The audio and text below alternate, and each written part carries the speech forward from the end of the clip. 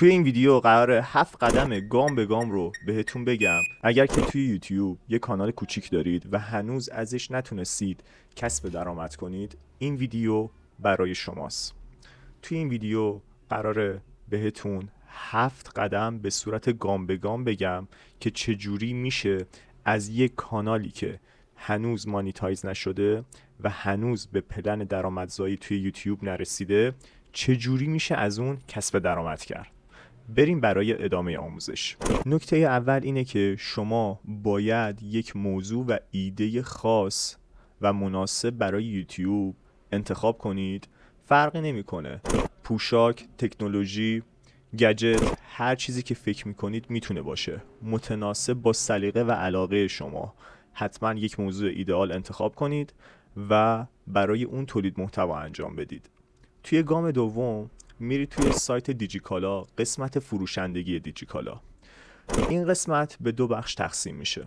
میتونید شما محصول مورد نظر خودتون رو از همون روز اول توی یوتیوب به فروش برسونید، یا میتونید محصولات بقیه افراد رو توی دیجیکالا بفروشید. حالا چجوری بهتون میگم. به این صورتی که میتونید با فروشندگی اون محصول مورد نظر قسمتی از کمیسیون اون رو دریافت کنید. ولی پلن بهتر اینه که شما خودتون یک محصول نیچ رو انتخاب کنید و برای اون تولید محتوا کنید. توی گام سوم حتما به صورت منظم برای اون محصول مورد نظرتون تولید محتوا کنید و دقت داشته باشید که هر چقدر محصولتون خاص‌تر باشه، اون محصول بیشتر توی چشم میاد، اون محصول بیشتر توی یوتیوب دیده میشه و در نهایت اون محصول بیشتر فروش میره. توی قدم 4 کافیه اون لینک محصولتون که توی دیجیکالا هست رو توی قسمت دیسکریپشن بنویسید و تمامی توضیحاتی که نیاز مرتبط با اون محصول رو بدید و دقت کنید توی تولید محتوای ویدیویتون یک جوری محتوا رو ضبط کنید که مخاطب به اون محصول احساس نیاز پیدا کنه. در گام 5 حتما توضیحات تکمیلی تر برای محصول بنویسید. به عنوان مثال فرضاً شما میخواد یک تلفن همراه بفروشید. شما نه تنها باید لینک تلفن همراه به همراه مشخصات تلفن رو توی اون دیسکریپشن نوشته باشید، بلکه باید بنویسید که فرضاً این گوشی برای فیلم برداری مناسبه، برای گیم مناسبه یا چیزای دیگه.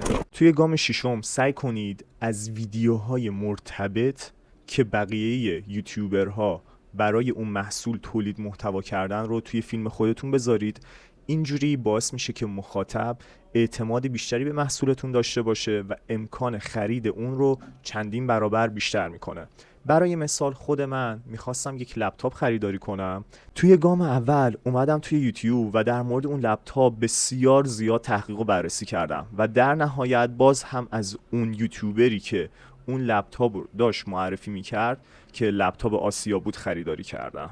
و در قدم 7 و قدم آخر که یکی از مهمترین قدم هاست، اونم اینه که شما برای انجام دادن همچین کاری نیاز به تجربه و مهارت دارید و اگر که میخواید تولید محتوای ویدیویی رو شروع کنید و هم از یوتیوب کسب درآمد کنید و هم در کنارش محصول بفروشید، شما میتونید با شروع کردن و دیدن این ویدیو کار خودتون رو استارت کنید. اگر به تولید محتوای ویدیویی توی یوتیوب و کسب درآمد از یوتیوب علاقه‌مندی و در کل علاقه‌ای به تولید محتوای ویدیویی داری، خوشحال میشم که این ویدیو رو لایک کنی و به جمع ما بپیوندی. و در آخر هر ویدیو اینو بدون که بعضیا آرزوی موفقیت میکنن ولی بعضیا برای موفقیت کار میکنن.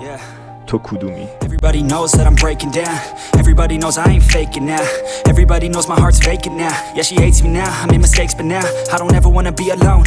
I don't really ever feel at home. On my own, in the zone. That's the only way I know. Feeling low, about to blow back up. I won't ever let the doubt creep in.